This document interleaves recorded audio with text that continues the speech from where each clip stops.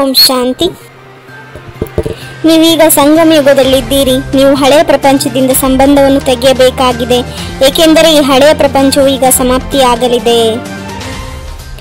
ಸಂಗಮ ಯುಗದ ವಿಶೇಷತೆಯೇ ಆಗಿದೆ. ಇಲ್ಲಿ ಓದುತ್ತೀರಿ, ಪ್ರಾರಬ್ಧವನ್ನು ಭವಿಷ್ಯದಲ್ಲಿ ಪಡೆಯುತ್ತೀರಿ.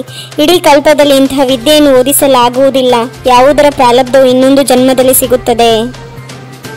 ರಾಮರಾಜ್ಯದಲ್ಲಿ ಎಂದು ರಾವಣನು ಬರುವುದಿಲ್ಲ. ತಂದೆಯು ರಾವಣನ ದೇಶದಲ್ಲೇ ಬರಬೇಕಾಗುತ್ತದೆ, ಏಕೆಂದರೆ ರಾವಣನ ರಾಜ್ಯವನ್ನು ಪರಿವರ್ತನೆ ಮಾಡಬೇಕಾಗಿದೆ. ನೀವು ಮಕ್ಕಳು ಸಂಗಮ ಯುಗದಲ್ಲಿದ್ದೀರಿ. ಆ ಕಡೆಯೂ ಇಲ್ಲ, ಈ ಕಡೆಯೂ ಇಲ್ಲ.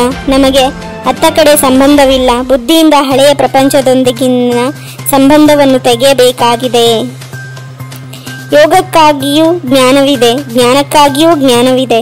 ಯೋಗಕ್ಕಾಗಿ ತಿಳಿಸಲಾಗುತ್ತದೆ, ತಮ್ಮನ್ನು ಆತ್ಮನೆಂದು ತಿಳಿಯಿರಿ ಮತ್ತು ತಂದೆಯನ್ನು ನೆನಪು ಮಾಡಿ. ಜ್ಞಾನವೆಂದರೆ ತಿಳುವಳಿಕೆ. ಈಗ ಈ ರಾವಣ ರಾಜ್ಯವು ಸಮಾಪ್ತಿಯಾಗಲಿದೆ. ಇಲ್ಲಿ ಕರ್ಮ ಬಂಧನವಿದೆ. ಸತ್ಯುಗದಲ್ಲಿ ಕರ್ಮ ಸಂಬಂಧವಿರುತ್ತದೆ. ಬಂಧನವೆಂಬುದು ದುಃಖದ ಹೆಸರಾಗಿದೆ. ಈ ಸಮಯದಲ್ಲಿ ಬ್ರಾಹ್ಮಣ ಸಂಬಂಧದಲ್ಲಿದ್ದೇವೆ, ನಂತರ ದೈವಿ ಸಂಬಂಧದಲ್ಲಿ ಹೋಗುತ್ತೇವೆ. ಬ್ರಾಹ್ಮಣ ಸಂಬಂಧವು ಇದೊಂದೇ ಜನ್ಮವಾಗಿದೆ. ನಂತರ 8 ಮತ್ತು 12 ಜನ್ಮಗಳು ದೈವಿ ಸಂಬಂಧದಲ್ಲಿರುತ್ತದೆ. ಈ ತಂದೆಯು ಯಾತ್ರೆಯನ್ನು ಕಳಿಸಿದ್ದಾರೆ. ನಂತರ ಈ ಕರ್ಮ ಬಂಧನದಿಂದ ಭಿನ್ನರಾಗಿ ನಾವು ಕರ್ಮಾತೀತರಾಗಿ ಬಿಡುತ್ತೇವೆ. ಈ ಕರ್ಮ ಬಂಧನವು ಈಗ ಕತ್ತರಿಸಲೇಬೇಕಾಗಿದೆ. ಆ ವಿದ್ಯೆಯಲ್ಲಂತೂ ಪ್ರಾರಬ್ಧವನ್ನು ಇಲ್ಲಿಯೇ ಪಡೆಯುತ್ತೇವೆ ಎಂದು ತಿಳಿಯುತ್ತಾರೆ. ಆದರೆ ನಾವು ಸಂಗಮ ಯುಗದಲ್ಲಿ ಓದುತ್ತೇವೆ.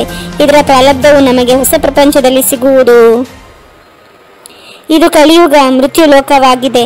ನಾವು ಸತ್ಯುಗಕ್ಕಾಗಿ ಓದುತ್ತೇವೆ. ನರಕವಾಸಿಗಳಿಂದ ಸ್ವರ್ಗವಾಸಿಗಳಾಗಲು ಓದುತ್ತೇವೆ. ಇದು ಪರದೇಶ, ಅದು ನಮ್ಮ ದೇಶವಾಗಿದೆ.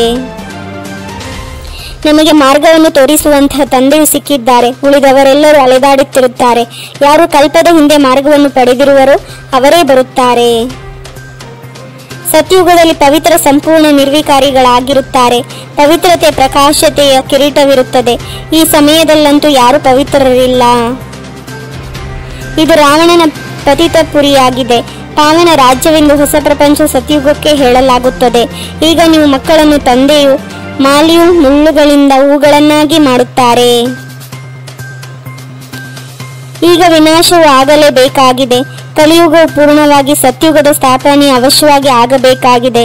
ನಂತರ ಅರ್ಧಕಲ್ಪ ಯುದ್ಧವು ನಡೆಯುವುದೇ ಇಲ್ಲ. ಈಗ ತಂದೆಯು ಪುರುಷಾರ್ಥ ಮಾಡಿಸಲು ಬಂದಿದ್ದಾರೆ. ಇದು ಕೊನೆಯ ಅವಕಾಶವಾಗಿದೆ. ತಡ ಮಾಡಿದರೆ ಮತ್ತೆ ಆಕಸ್ಮಿಕವಾಗಿ ಶರೀರವನ್ನು ಬಿಡುತ್ತೀರಿ. ಮೃತ್ಯುವು ಸನ್ಮುಖದಲ್ಲೇ ನಿಂತಿದೆ.